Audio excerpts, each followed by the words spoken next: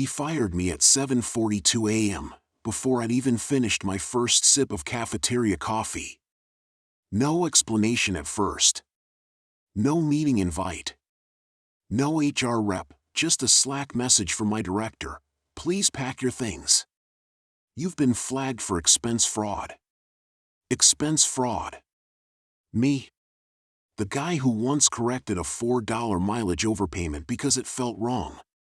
I walked into his glass office, and he didn't even look up from his monitor. He just said, "The decision's final," in the same tone you'd use to decline a calendar invite. My login shut off while I stood there. My badge deactivated before I'd made it back to my desk. And as I packed my box under the curious stares of coworkers, all I could think about was the number I had memorized 3 months earlier, Project Chrysanthemum, account 0147B. The hidden fund. The one he shouldn't have created. The one I had audited for anomalies. He wasn't firing me for fraud. He was fireproofing himself. But the thing about fireproofing is simple: if your insulation has one crack, the whole thing still burns. That crack was me. By noon I was sitting at home, laptop open, pajamas on, an unemployment email in my inbox, and a folder of meticulously documented expense reports, his expense reports, spread across my screen. Montauk Resort receipts labeled as client compliance meetings. 5-star dinners filed under mandatory team building. A $9,800 equipment upgrade that turned out to be a designer watch he'd posted on Instagram. For months, I had suspected him of siphoning budget money into personal luxuries, but I'd hesitated to report it without ironclad evidence. Now I had a motive. A sharp, clean motive handed to me in a cardboard box. I spent the next 8 hours assembling a report so precise it looked like it had been carved with a scalpel. Screenshots. Timestamps. Policy citations. Chain of custody documentation. I even included a cross-reference table comparing receipts to geolocation metadata from his public social posts. By 9 p.m., the file was complete.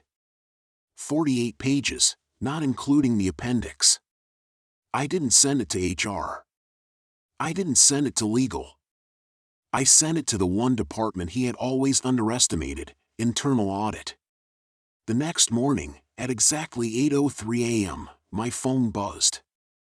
Not HR. Not my director. Not internal audit. The CFO. Her message was short: "Can you take a call?" When she spoke, her voice was controlled but unmistakably furious. Not at me, at him. She asked 3 questions. I answered all of them. She asked if I would be willing to provide a formal statement. I agreed. Then she said the quiet part out loud: "We've suspected something for months. Your report is definitive." 3 days later, word spread through the old team chat like wildfire: he had been escorted out of the building. Laptop seized. Badge confiscated. Position listed as vacant by noon. The man who fired me with a Slack message was gone with a whisper. A week after that, I got another message, this time from the hiring manager of a rival firm who had received my name from the CFO herself. They needed someone with my integrity and attention to detail. They offered me a higher title. Better pay. A team twice the size. And as I signed the offer letter, I realized something: he hadn't fired me for fraud. He had fired me because he knew I was the one person in the company who could expose him. And I did. All it took was one report. One truth. And his entire career collapsed under the weight of his own receipts. I didn't even know I was under investigation until HR called me in with those tight, fake smile faces they reserve for layoffs and terminations. They slid a folder across the table like it was evidence from a crime scene. Inside were 3 printouts, 3, of receipts I had supposedly submitted. A dinner in Chicago I'd never eaten, a hotel in Miami I'd never stayed in, and a rideshare in Austin, on a day I was presenting in person at headquarters. Expense fraud, they said, with a rehearsed tone that tried to sound disappointed. We have to terminate you effective today. I laughed. Not loudly. Not angrily. Just a soft, stunned exhale. Because I knew exactly who had done it. The same man who had spent months throwing his weight around the department, the director who loved to brag about his connections, his boat, his untouchable status.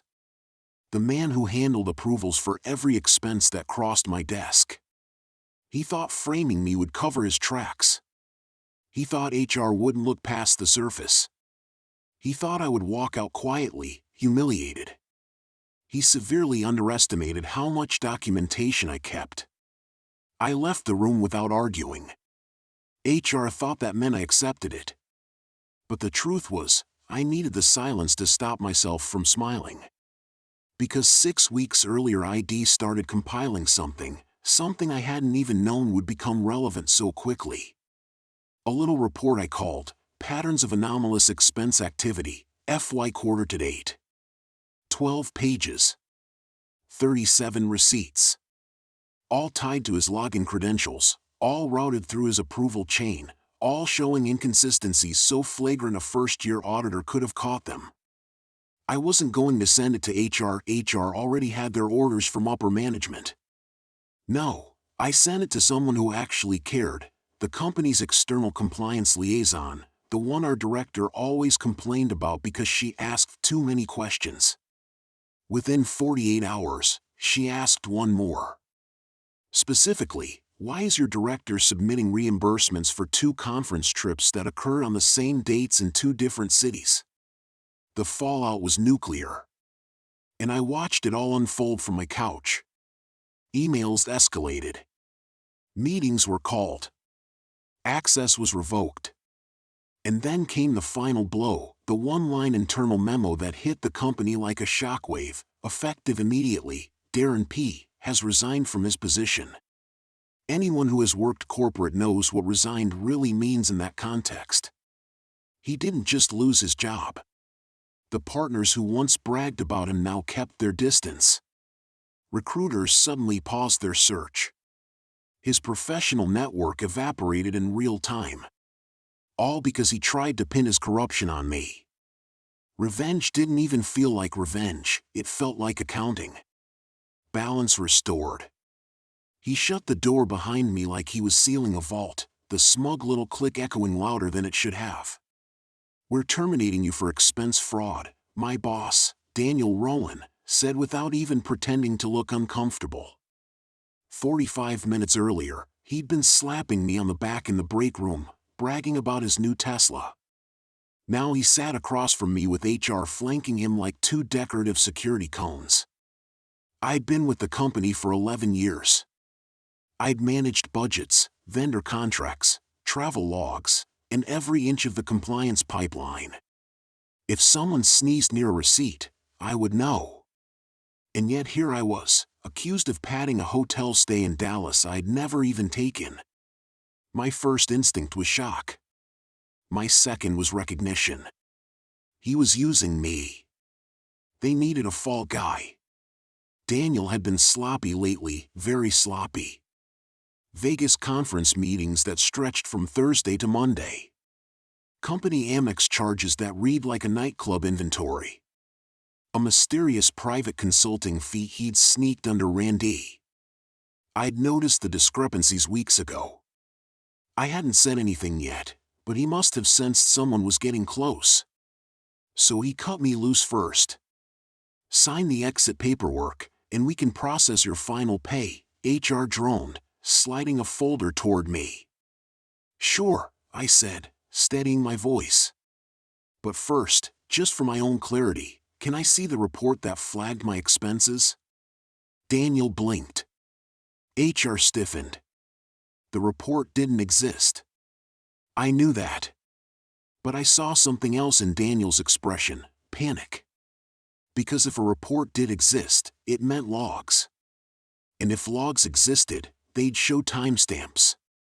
And if timestamps were off by even a second, the board would smell blood. He adjusted his watch like it suddenly weighed 5 pounds. "This isn't up for debate," he snapped. "Just sign." I didn't. Instead, I stood, collected my personal folder, the one I kept encrypted in a private cloud, the one Daniel didn't know existed, and walked out without a word. I didn't need permission. I had everything already. I knew something was wrong the second my manager called me into his office with that fake sympathetic smile, the one he reserved for performance reviews and office birthdays. But this time he didn't even bother to pretend. "We have evidence of expense fraud," he said, sliding a folder across the desk as if he were presenting a case to a jury. "We're terminating your employment effective today." I stared at the printed spreadsheet, a list of charges I didn't recognize, all tied to my employee ID. Hotel stays in cities I'd never visited. Client dinners on days I was on PTO. Even a rental car in my name in Nevada, despite the fact that my badge had scanned into the Atlanta office that morning. It was a flimsy setup, poorly crafted and rushed, like someone had gotten nervous. And sitting across from me, tapping a pen against a stack of papers he clearly hadn't read, was the man who'd orchestrated it, my director, Leonard Pike. He avoided my eyes. That told me everything. I didn't argue. I didn't protest. I didn't beg. I simply closed the folder, slid it back, and thanked him for his time. Because the truth was, I already knew who had submitted those fraudulent expenses. I knew who had access to override approvals. I knew who traveled too often, lived too lavishly, and bragged too loudly at conferences about maximizing perks. And more importantly, I had the access logs. 12 years in internal operations taught me where every digital fingerprint in the company lived. When you've audited financial systems for over a decade, you learn to spot patterns. And Leonard's pattern was a neon sign. As I walked out with my cardboard box of office leftovers, 2 mugs, 3 charging cables, and a plant I'd forgotten to water months ago, I opened my personal laptop and began pulling the archived logs. Every approval Leonard had pushed through under my ID.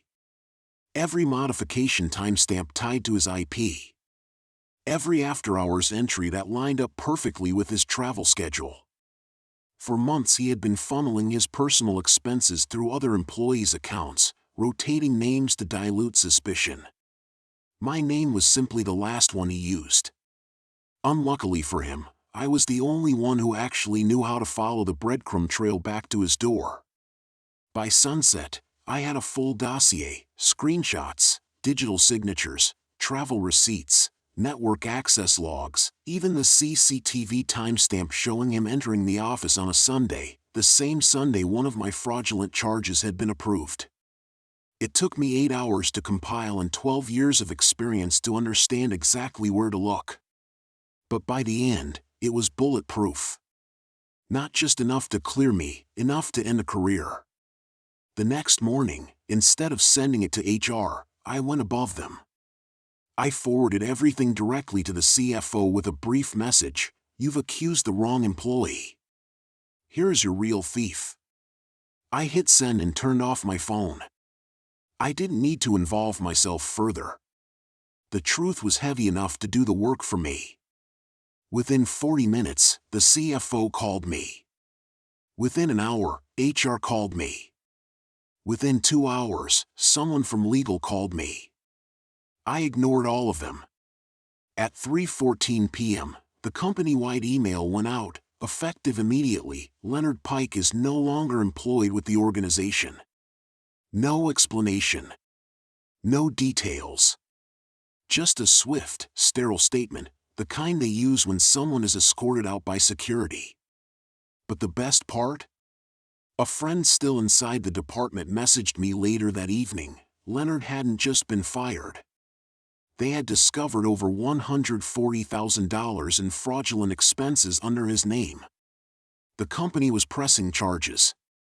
His career wasn't damaged, it was obliterated. And me? The next day, the CFO reached out again, this time through my personal email, offering reinstatement, back pay, and an apology carefully crafted by legal. I declined. Politely. Firmly. I didn't want my job back. I didn't want to clean up their mess. I didn't want to be the safety net that saved them from their own system failures. Instead, I thanked them for the offer and added one last line: I'm not returning. But you're welcome. Because sometimes revenge doesn't require yelling, fighting, or theatrics.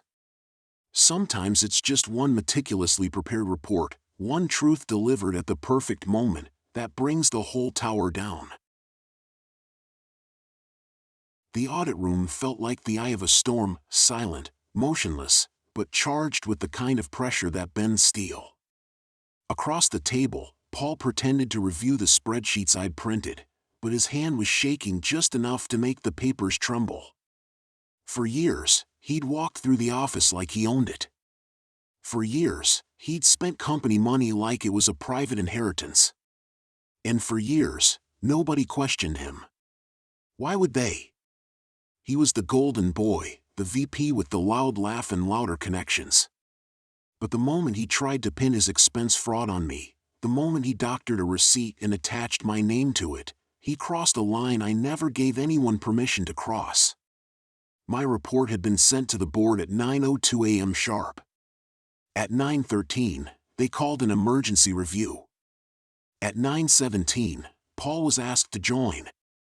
By 9:25, he was sweating through his shirt. He kept trying to smile at me the way he used to, patronizing, dismissive, the smile of a man who believed he'd never face consequences. Come on, he whispered, leaning closer, let's straighten this out before the board gets confused. You know how numbers look when someone inexperienced, that someone, I said, leaning back, has had every certification in this department for the last decade. His mouth twitched. He didn't like reminders of merit. The board members filed and then, closing the door behind them. The air changed. Their expressions weren't angry, they were clinical, like surgeons walking into an operating room. They sat, hands folded, eyes fixed on Paul. I slid the packet across the table. Page 1, I said quietly. Itemized expenses. Page 2, timestamps. Page 3, vendor verification. Page 4, metadata from the altered PDF. Page 5, your email requesting I submit this version instead. Page 6, all right, he blurted, voice cracking. All right, let's not dramatize this. But it was too late. Every piece of proof was already in their hands. They weren't looking at me anymore.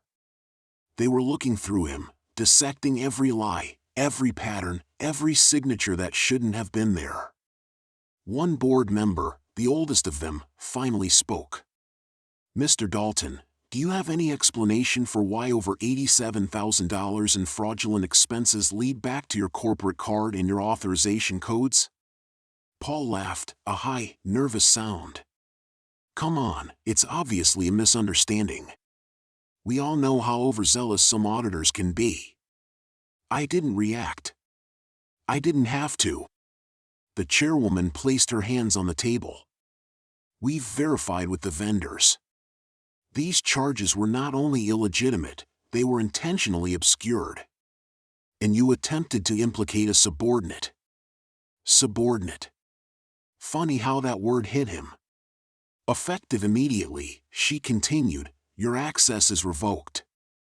Security is waiting outside. He froze.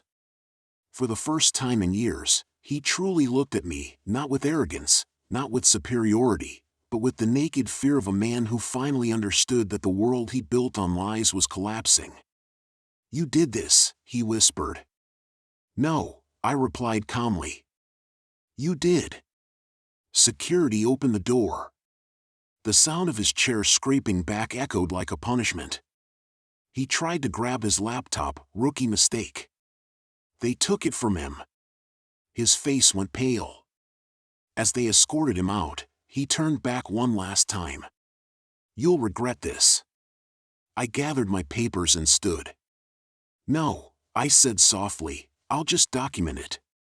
When the door closed behind him, the board collectively exhaled. The chairwoman nodded at me, not praise, not pity, just respect. Real respect. The kind Paul had never earned. And as I left the room, report in hand, I realized exactly why this felt different from every injustice I'd swallowed over the years. This time, the truth wasn't just the weapon.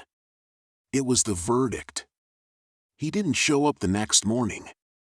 No call. No email. No Slack message begging for context, or clarity, or mercy. Just radio silence. And that silence told me everything. Someone had finally explained to him what my report actually triggered. See, most people think expense fraud is a slap-on-the-wrist offense. Maybe a stern email from HR, maybe a required ethics course, maybe, if you're really unlucky, a performance improvement plan. That's what he assumed too. That's why he smirked at me when he fired me, like he was flicking lint off his suit. But the company didn't operate under normal HR policy. It operated under a federal compliance agreement that I maintained for nearly a decade. And that agreement classified any fraudulent use of corporate funds, no matter how small, as a breach requiring immediate, mandatory escalation to the federal auditors who oversaw our financial recovery program. He'd signed the annual compliance acknowledgement without reading it, of course. They never do. By noon, the CFO's assistant texted me, off the record, saying that when the auditors arrived, my former boss tried to argue every single charge. The first-class upgrades. The luxury hotel required for mental recovery. The spa visits listed as client meetings. The $1,200 steak dinner with prospective partner J. Daniels, who turned out to be Jack Daniels whiskey. He insisted it was all explainable.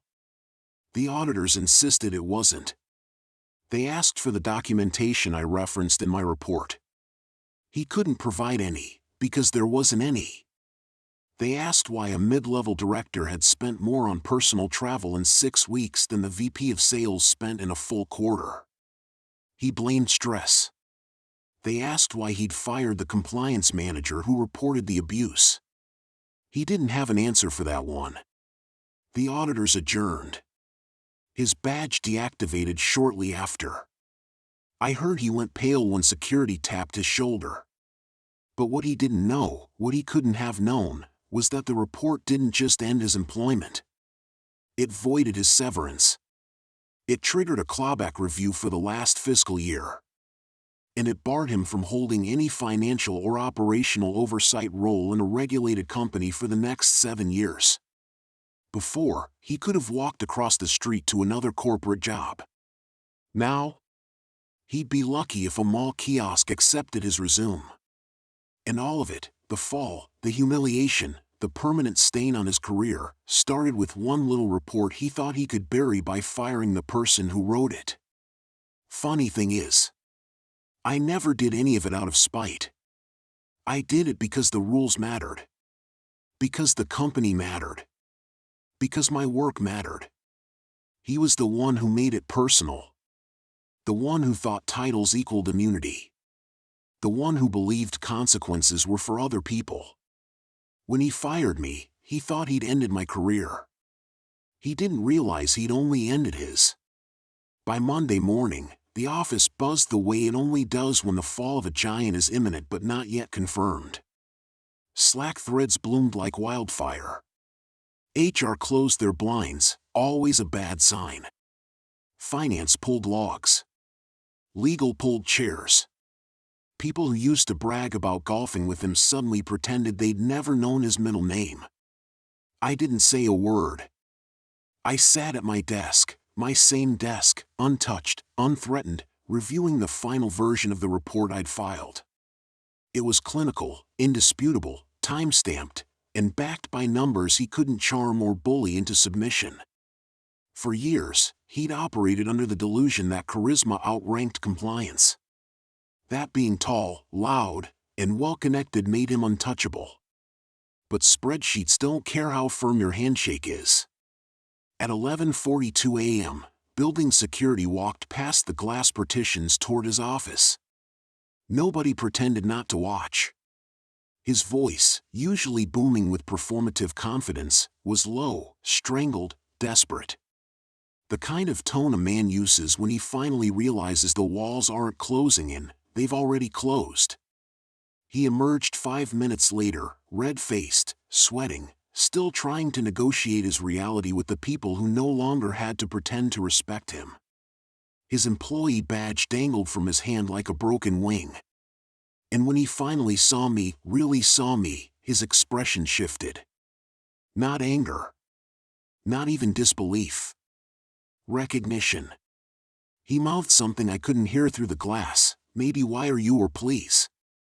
It didn't matter. He wasn't my problem anymore. That was the board's job now, and they would be far less forgiving than I ever was. By the afternoon, the official announcement dropped, executive terminated for financial misconduct. Short, brutal, and exactly the legacy he earned. His office was cleaned out before sunset. His name scrubbed from the website before dinner. His so-called allies were already erasing old emails, distancing themselves from anything that smelled like him. And me? I finally closed the case file. A calm washed over me, not triumph, not revenge, just the quiet satisfaction of knowing the truth had finally outweighed the lies. I didn't destroy him. He destroyed himself. I simply wrote the report.